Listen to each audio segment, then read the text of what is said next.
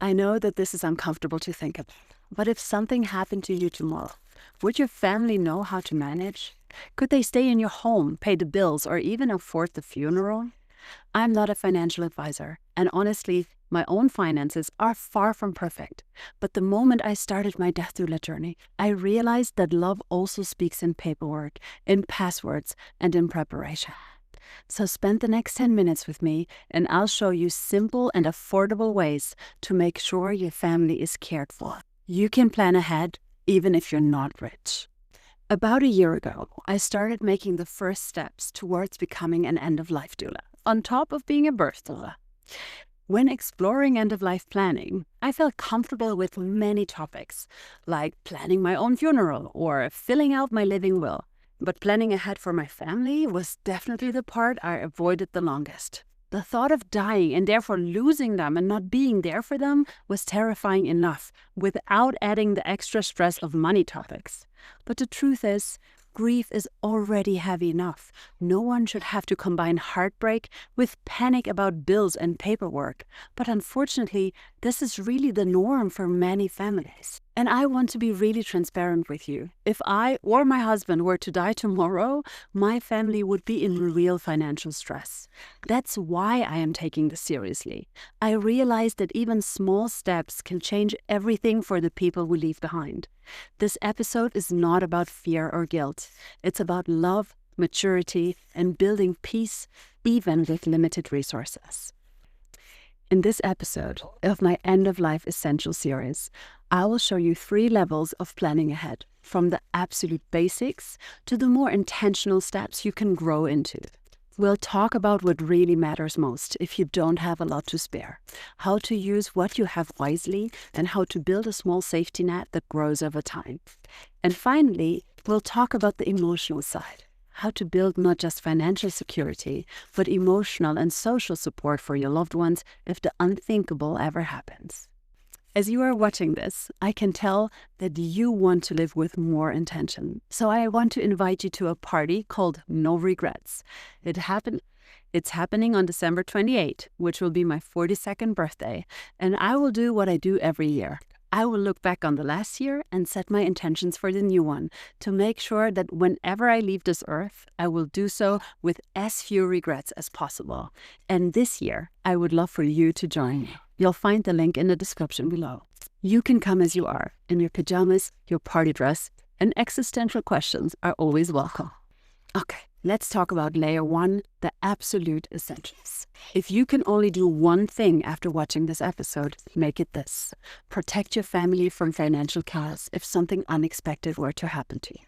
You don't have to be rich or perfectly organized. You just need a few key things in place to prevent your family from financial downfall. The first one is a term life insurance policy. In German, it's called a Risikolebensversicherung. It's surprisingly affordable, often under 15 euros a month for a healthy adult, and it can keep your family afloat for years if you were to die suddenly. It could pay the rent or mortgage, cover school fees, or simply give your partner time to grieve without worrying about money. As a rough guide, aim for a payout that could cover 5 to 10 years of income or your major debts. And remember to update your beneficiaries whenever your life changes. The second thing is a simple will. It's not always necessary, and you don't need a lawyer for the basics. In Germany, a handwritten, dated, and signed document is valid. Just state clearly who inherits what, and if you have children, who you want to be their guardian. Keep it somewhere safe and tell one trusted person where to find it. You can even store it at your local court so it's officially registered. Third, make sure that you keep your important documents up to date. Check them every 3 to 5 years, because many people still have an old partner or relative listed by accident, and it causes heartbreak and delay when accounts are frozen. I recorded extra episodes about the power of attorney and a living will, so check those out if you need them. The next thing is what I call your calm folder or your peace folder, your family's roadmap when you're not there to explain this. It can be a physical binder or a digital folder, but it should contain every piece of information that your loved ones would need in the first weeks after your death or if you're incapacitated. Inside that folder, include your key documents, your living will, your power of attorney, your bank power of attorney, copies of IDs, marriage and birth certificates, and your organ donor card if you have one. Then add an overview of finances, all of your bank accounts, your insurance policies, debts or loans, tax number, and the contact details for your employer or pension office. List any properties or rental contracts and note who manages them. Also, don't forget your digital life. Important email accounts, cloud storage, social media, and where to find passwords or how to access your password manager. And finally, add the human side. A short list of people to contact first. Your doctor, your children's school, your landlord, your best friend. If you wish, it can include notes about your funeral preferences or letters to your loved one. Imagine in such a tough situation how your partner or your best friend would open that folder and feel guided instead of completely lost. That's love in its most practical form. It's something that happened to a very dear friend of mine. She lost her mother completely out of the blue about a year ago.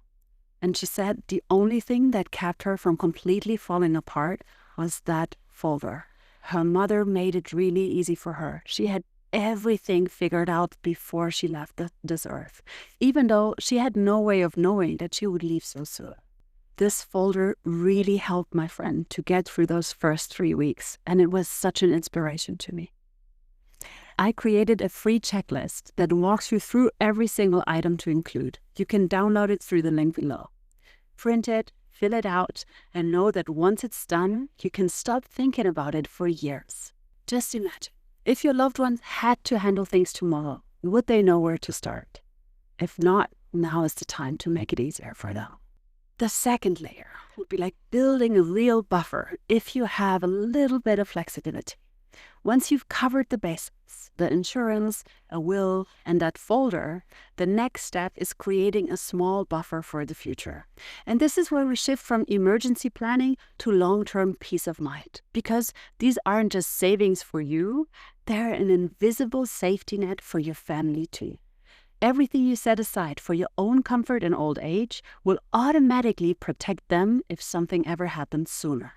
Start with an emergency fund. 3 to 6 months of expenses in a separate account can make all the difference. We are currently at 1 month and have a long way to go, but it still feels good to make little steps in the right direction. It keeps your family safe from financial freefall, whether it's illness, job loss, or an unexpected loss of ye.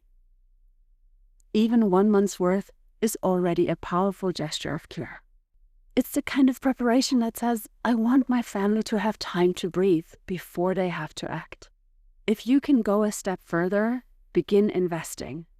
Simple index funds or ETFs are perfect for that. Ideally, you would invest 10% of your monthly income. If that's not possible, I get it. Even €25 a month already makes a difference. You're not only creating security for your future self, you're also creating a potential safety net for your family if life takes an unexpected turn. If you never need it, it's your retirement. But if you die earlier than planned, it becomes part of the legacy you leave behind. A friend of mine asked me at a barbecue last summer if I wouldn't regret not spending that money while I'm still able to. But when I think about it, what this money could mean for my children if I were to suddenly die, I have no regrets whatsoever.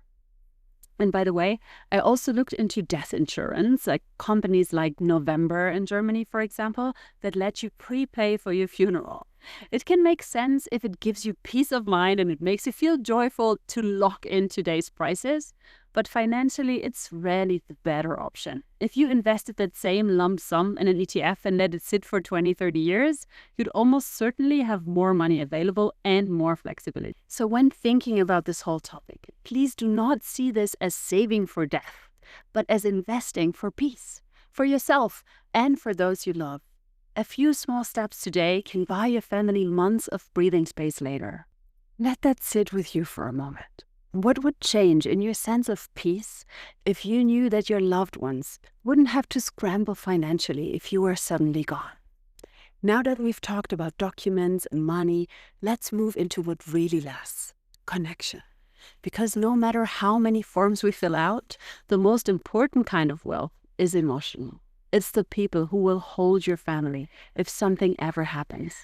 And it's the memories that will carry them through the hardest days. You can plan financially, but you also need to build a web of emotional and practical support. Who are the friends who would show up for your partner, for your children? Who are the ones who would pick up your kids from school, cook a meal, help with paperwork, or simply sit and listen? Talk to them. Let them know that they are part of your family's safety net. And make sure that your spouse or loved ones know who those people are. That conversation alone can bring so much relief. It turns fear into community. This is not morbid. It's love in action. Because preparing for death is really just preparing for life to go on. And while you're doing all this planning, please don't forget to live.